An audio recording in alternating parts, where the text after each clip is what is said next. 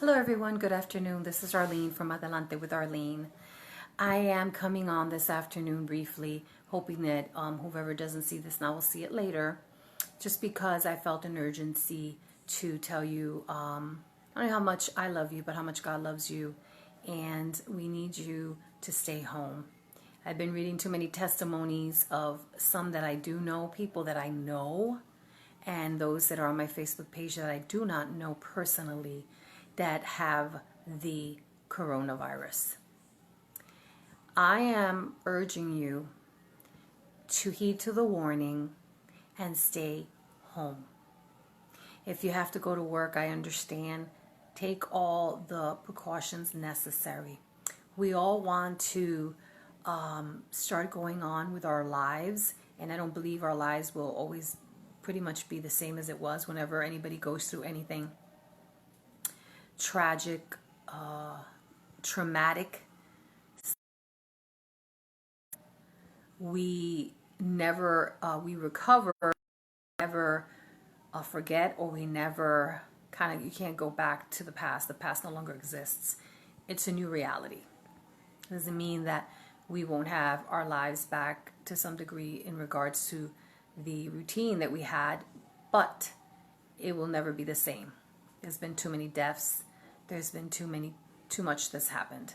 So I'm asking you with all my heart, stay home. If you're not required to go to work, stay home. There are too many people that are popping up with the testimonies that I know personally as well that have the virus. They might have had contact only by going to banks. They might have had contacts by just going to the supermarket, which I have done a few times, as I mentioned in my previous videos, from the supermarket to Home Depot. Well, there is nothing so great that I have to do right now that I cannot do later alive and well. So stay home. Stay home. Stay home.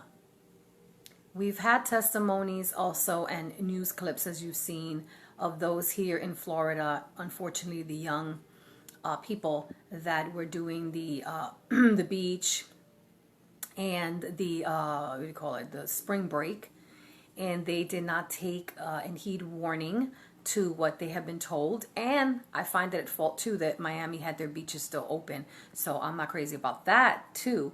But they still were there, and a few that are not necessarily residents of Miami, young people, ended up with the virus.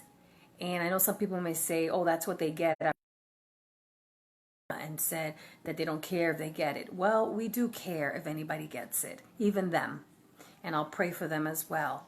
So we that are wiser and are mature of age as well as of wisdom, we should understand, stay home.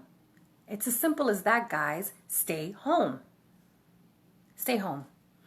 I love you, and I have to say this because we are isolated for just a moment, and it's not easy for anybody. It's not. And when I see in the news that this and that, and there was a group of people here, and then I see groups of people over there, and whatever state it is, it could be New York, anywhere, it really upsets me because I consider that to be a selfish thing for us not to understand the severity of what is happening. And anybody here could get mad at me. Listen, I want to live. And while I am under the protective covering, as many of us, on the mercy of God, for those that believe in Him, I want to say to you, stay home, for goodness sakes. God loves you. Love yourself sufficient and love those around you to stay home. If you don't have to work, I understand that. Okay? Stay home. Stay home, stay home. There's so much you can do. I have a list of things that if you... if anything, there's a list of things for me to do here. Believe me, there is. I'm finding things to do. I just moved into a new place, so that's one reason I have a lot of things to do. But another reason is because we are creative people, and creative people, come on, we can get to come up with something to do and not just watch TV and the news. Even if you're in a small apartment in my old town home, New York City, and you feel like you're going stir crazy, you can find something creative to do. I know a lot of my friends out there are quite creative. They're visionaries. Maybe there's something you never accomplished before because you didn't have time to do it. Do it now, guys. Do it now. Listen, there's a book I want to write. Do it now.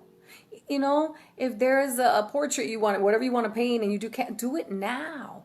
If there's some information you wanted to Google on maybe a vision you had, or becoming an entrepreneur, or becoming independent, financially, look for it now. Do your homework now. There's so much that we say that we want to do, and when we're busy with our regular lives and with work and all the above, we never get to do it. Do it now and stay home. Instead of being negative, instead of being fearful, which I understand. I did a video this week, and it said an option is the title of it. And I asked you to put that in a comment. Fear is not an option. And that was given to me seriously, awoken by the Lord. And that is what he dropped in my spirit. And I took off with it and wrote what he wanted me to write and said what he wanted me to say on the videos. And you're going to say, what do you mean say what God? Well, yeah, I got inspired by God. He was speaking to me. Fear is not an option. It's paralyzing. It's gripping. And the other thing I noticed too is that when we get too stir crazy, I can't be home. I can't. Children. Because we're adults. And as adults, we have to have more sense and be wise. Listen, I love you and I don't know you because I love you with the love of Christ. And I love myself sufficient enough, and I love my husband and those around me, my loved ones, that I want to try my best to stay clear of any interactions that I need not have on a one-to-one in a close proximity, so that I may not hurt them or hurt another person. And that's where the unselfishness comes, when you think about others before you can even think about yourself. And being alone, yes, when I lived alone, is not easy. But the one thing I know, and I am a Christian, it's the fact that I know now that God is with me. That through all that I've gone through, more than you guys even know, I know that God is with me. And the same God that did not and never has failed me will not fail me now. So what about those that are Christians that have the illness, the virus?